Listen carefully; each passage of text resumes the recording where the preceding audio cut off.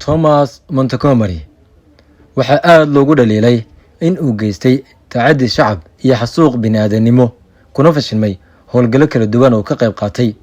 Waa sareeyo guud wuxuu madax ka ahaa ciidamadii Mareykanka ee Soomaaliya joogay xilligii UNISOMTA, sidoo kale wuxuu ahaa ku-xigeenkii ciidamadii qaramada midoobay ee UNISOMTO.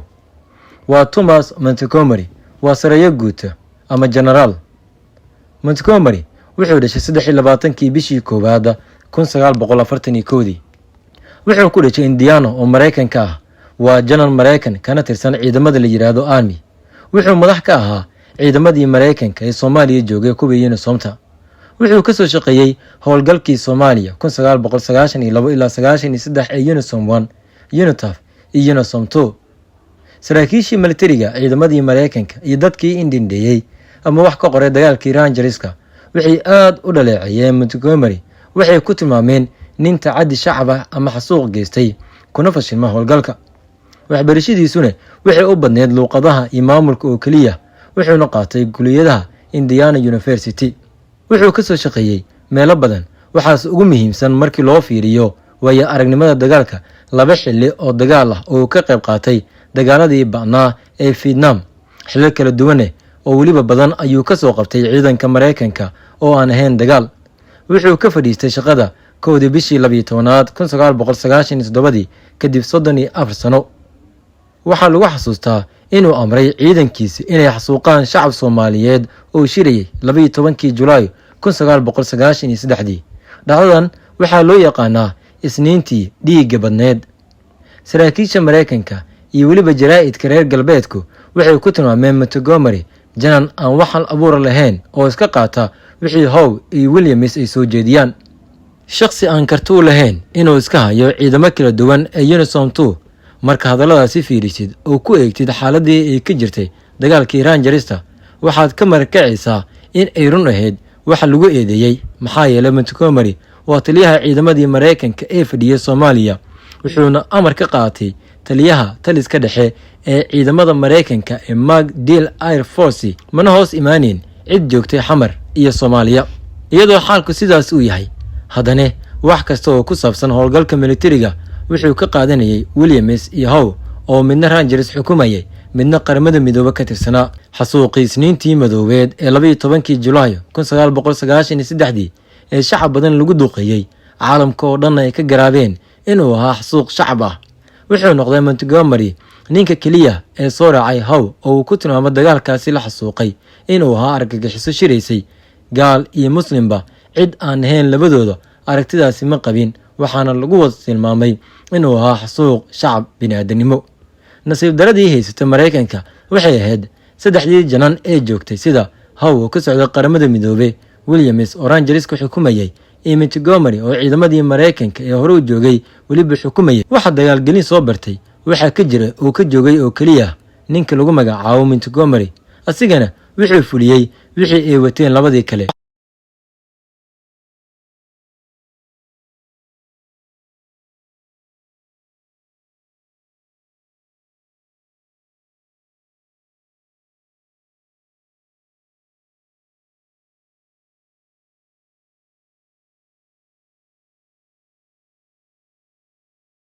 mar haddaadan cadowgaaga aadan u tirsaneen way caddahay waxa aad tahay. waxaan xasuustaa ayuu leeyahay qoraha buuggan, dhowr maalmood kadib markuu dagaalkii 3 Oktoobar dhacay ayaa waxaa shir jaraa'id qabtay Ciidiid. inkastoo dhowr maalmood ka hor uu Mareykanku caddeeyay in uu ka haray raasashadii Ciidiid oo waliba madaxweynihii Clinton afkiisa warbaahinta uga sheegay oo ay tahay damaanad adag, haddana shirkiisii jaraa'ida waxaa loo agaasimay sidii loo agaasimi jiray markii Ciidiid la raadsan jiray oo kaliya. waxaa lagu soo qaadayay wariyaasha baabuur ku kale ayaa lagu wareejinayay, kaamirooyin iyo qalab kale ayaa la baaraa. marka dhowr meel la geeyo ayaa ugu dambeyn la keenaa meesha uu joogay. shirkaasina waxaa ka dhex istaagay nin caddaan ah oo naga yaabiyay buu leeyahay qoraha buuggan. waxay su'aalo isweydaarsadeen Ciidiid waxayna u dhacaysay sidan. wariyihii wuxuu yidhi, aniga waxaan ahay nin Mareykan ah, waxaan rabaa inaad fursad ii siisid inaan si xur ah ula kulmo shacabka oo aan wareysto si ay wax u dhaceen iyo aragtidooda oo ammaankaygu aad ii ballan qaadid. aad ayaa loola yaabay wariyaasha Mareykanka kuma dhiiran karin xilligaas in ay soo raacaan kuwa dalalka kale, waana wax cajiib ah oo geesinimadeeda leh. Ciidiid ayaa hadalkii qabsaday: waxaan u baranay in warbaahinta Mareykanka ay badankoodba naga been sheegaan. haddaad naga qoraysid wax run ah, waxaa ballan qaadayaa intii aad codsatay in lagu fuliyo. Ciidiid markii ayuu istaagay, wuxuuna igu yiri buu leeyahay qoraha buuggan: Dr. Maxamuud, ninkan adiga ayaa laguga ogyahay, ciidan baa lagu siinayaa, meesha uu raba geey. cid kasta oo ka mid ah shacabka iyo saraakiisha, odayaasha iyo waxgaradka la kulmi, una sheeg in Ciidiid uu sidaas soo amray.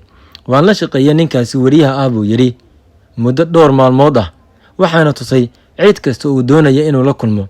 muddadaasina waxyaabaha aan ka faa'iiday wariyahaasi waxaa ka mid ahaa sida uu ugu fikirayay Generaal Montgomery. waa sababta aan u soo qaatay waraysigan dhex marayay wariyaha iyo Ciidiid. wariyuhu wuxuu la kulmay saraakiishii Mareykanka iyo kuwii Soomaalida, wuxuu weydiiyey su'aalo isku mid ah. wariyaha waxay saraakiisheenii iyo shacabkuba u sheegeen in ciidamada Mareykanka uu go'doomiyey Wardhiigley dagaalkii 3 Oktoobar ay qafaasheen dad shacab ah, taasina ay keentay in aan loo adeegsan hubiyaal. Generaal Montgomery wuxuu dafiray arrintaasi la weydiiyey sida dad badan ayaana isku xog wareysanay saraakiisha Mareykanka.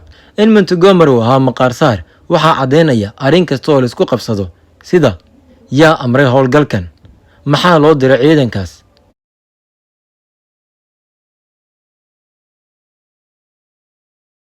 waxaa isweydiin leh muxuu isagu meesha ka yahay haddii dhacdo walba abuurkooda ay leeyihiin labadaas nin.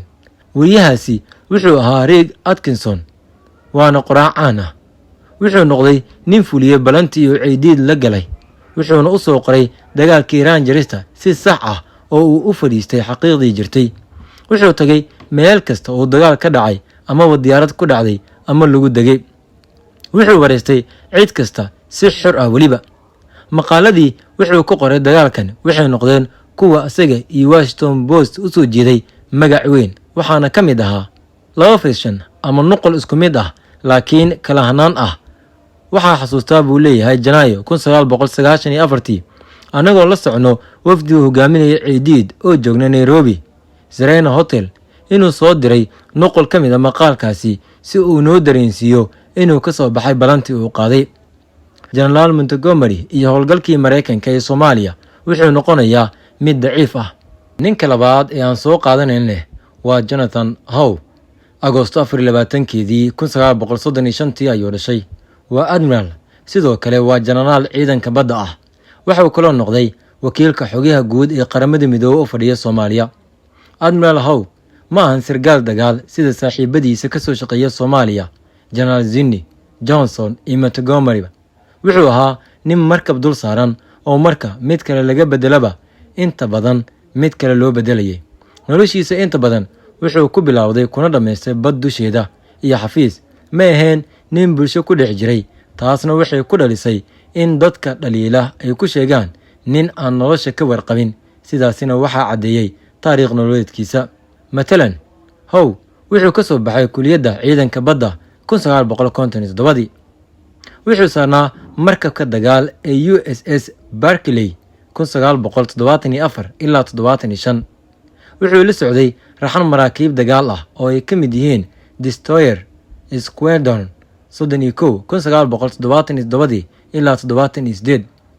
raxan maraakiib dagaal sida Gracia Destroyer Group 3 1984 ilaa 86. wuxuu kaaliye u ahaa kaaliyaha madaxweynaha arrimaha nabadgelyada 69 ilaa 74. abaanduulaha ciidankii 7aad ee badda 78 ilaa 1980. kaaliye ku-xigeenkii xogyaha gaashaandhigga 1981 ilaa 82. run ahaantiina wuxuu soo qabtay xeelal kala duwan oo inta badan ah la talin, laakiin dhammaanba shaqo xafiisyeed ayay ahaayeen. taas micnaheedu wuxuu yahay ma lahayn waayo aragnimo laga helo bulshada iyo maamulkeeda iyo dagaalkaba. Howe waxaa loo magacaabay dabayaaqadii 1992 si uu hogaamiyo UNISOM 2 oo xilka Soomaaliya kala wareegaysay UNITAF-ka bishii May 1993. wixii Howe ka sameeyay Soomaaliya waxay noqdeen barmadow oo taariikhda gashay, maxaa yeelay wuxuu sameeyay mahadho taariikheed. Howe waxaa lagu xasuustaa 4 arrimood oo si weyn jaraa'idka caalamka gaar ahaan kuwa reer galbeedka ay ka qoreen, kuwaas oo ahaa 1. xasuuqii isniintii dhiigga badneed ee dhacay 12 Julaay 1993 oo dad shacab ah iyo waxgarad kor u dhaafaya boqolaal lagu dilay laguna dhaawacay. 2. inuu abuuray dagaalkii Iran jarista oo raadka aan la mahadin ku reebay Mareykanka, Soomaalida iyo caalamka. fashilkii Soomaaliya haddii aanu dhici lahayn ma dhaceen xasuuqii Bosnia iyo Rwanda si la mid ah Kosovo. 3. wuxuu caan ku ahaa oo ay dhibsadeen madaxdii ka koreysay markuu howlgal dagaal ku fashilmaba inuu dowladda Mareykanka ka codsado hub iyo ciidan hor leh. 4. nin aan bulshada xiriir la lahayn, aan ka warqabin xaalad dagaal ama dareen ee bulsho ee ka jirta wixii ka baxsan xaruntiisa shubka ah ee ku taalay siliga. waxay u bixiyeen admiraalka boorsada wata maadaama awanla uuna ahayn nin dagaal soo maray, haddana uu joogay Soomaaliya aanu inta badan maalintii ka bixin shubkiisa. sidaasina waxaa ka marakacaya warbaahinta caalamka markii laga soo tago dadka Soomaaliyeed. bal aan fiirino mid ka mid ah jaraa'idyada caalamka arrintani sare ku xisan weliba si aad ugu hadlay. wargeys ayaa yidhi Howe wuxuu ku jiraa difaacista shubka 18 saac maalintii. wargeys kale ayaa soo qoray admiraalka boorsada wata ayaa lagu eedeeyay mushkiladda Soomaaliya.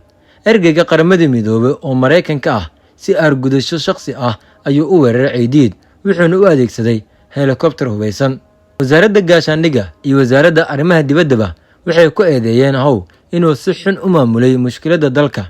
waxay aaminsan yihiin in la raacdeeyo taasi oo ah tallaabadii ugu horeysay ee lagu dhameynayo dagaalkii jabhadeynta ah ee u dhexeeyay 27,000 oo ciidamada qaramada midoobay iyo hogaamiyaashii maleeshiyaadka Soomaaliyeed ee Jenaraal Maxamed Faarax Ceydiid.